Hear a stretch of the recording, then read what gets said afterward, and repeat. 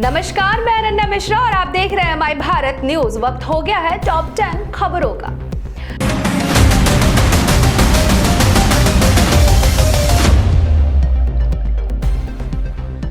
संसद की सुरक्षा में चोक मामले पर कांग्रेस नेता राहुल गांधी ने इसके लिए मोदी सरकार की नीतियों को जिम्मेदार ठहराया है।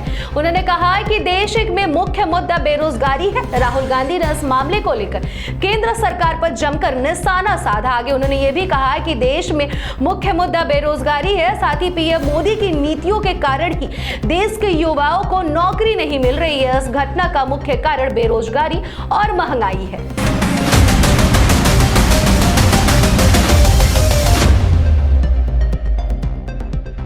संसद में घुसपैठ करने वाले आरोपियों ने पुलिस पूछताछ में एक चौंकाने वाला खुलासा सामने किया है। दरअसल आपको बता दें कि आरोपियों ने बताया कि उन्होंने संसद में खुद को आग लगाने की भी योजना बनाई थी। साथ ही संसद में पर्चे फेंकने पर भी विचार किया था। हालांकि काफी विचार के बाद उन्होंने इन दोनों विकल्पों को छोड़ दिया और आखिरकार संसद में घुसकर स्मोक कैनिस्टर से रंगीन धुआं छोड़ने पर सहमत हुए।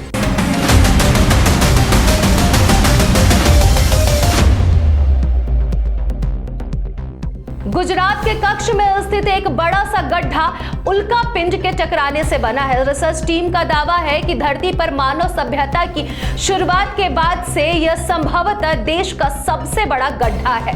केरल के भूवैज्ञानिकों की टीम ने कच्छ में गड्ढे के एक जगह से मिले पत्थरों का विश्लेषण किया और जांच में पता चला कि यह पत्थर उल्का पिंड का हिस्सा है।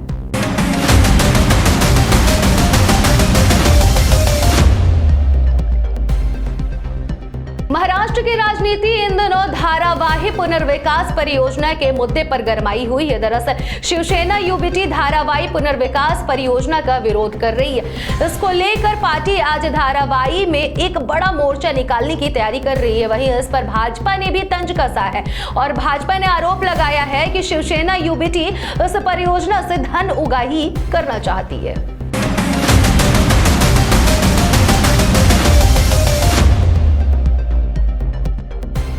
16 दिसंबर सन 1971 के ऐतिहासिक जीत की खुशी आज भी हर देशवासियों के मन को उमंग से भर देती है। इस दिन को हम लोग विजय दिवस के रूप में मनाते हैं और इसी दिन भारत ने पाकिस्तान के दांत खट्टे कर दिए थे। आज का दिन सैनिकों के शौर्य को सलाम करने का दिन है और दिल्ली से लेकर बेंगलुरु तक हर जगह जवानों को श्रद्धांजलि दी जा रही है।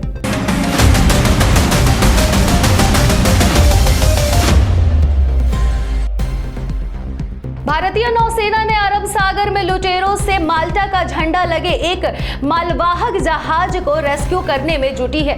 नौसेना ने तुरंत कार्रवाई करते हुए अपने एक सर्विस लॉन्च एयरक्राफ्ट और युद्धक जहाज को भेजा है और लगातार माल्टा के जहाज की निगरानी की जा रही है। फिलहाल माल्टा का यह मालवाहक जहाज सुरक्षित सोमालिया के तट के नजदीक पहुंच गया है।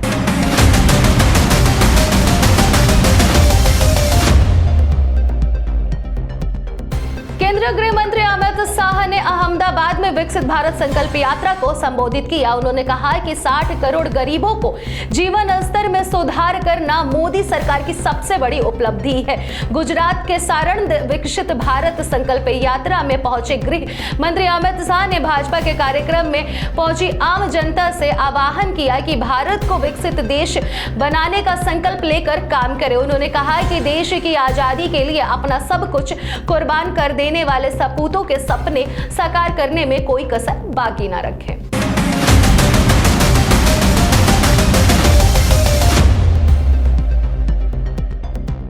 रक्षा मंत्री राजनाथ सिंह ने चेन्नई में तिरुमुरई तिरुविजा उत्सव में भाग लिया। इस दौरान उन्होंने कहा कि देश की एकता पर सवाल उठाना एक बहुत ही बुरा विचार है। उन्होंने ये भी कहा कि जो विघटनकारी और अलगाववादी प्रवृत्तियां उभरी हैं उन्हें प्रधानमंत्री नरेंद्र मोदी के द्वारा प्रभावित ढंग से संबोधित किया जा रहा है।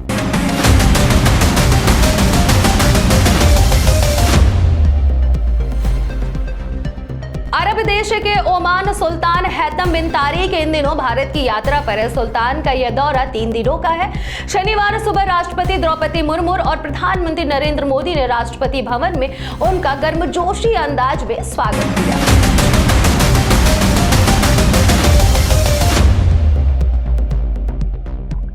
केंद्र और राज्य सरकार के विभागों, संगठनों एवं प्रतिष्ठानों के सामने 8 जनवरी से 11 जनवरी तक रिले हंगर फास्ट होगा।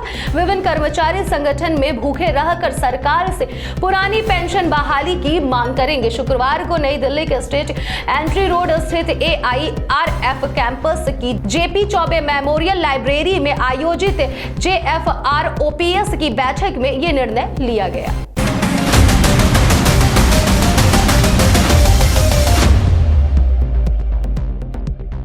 अभी के लिए बस इतना ही। देखते रहिए माय भारत न्यूज। देश का सबसे बड़ा राज्य उत्तर प्रदेश,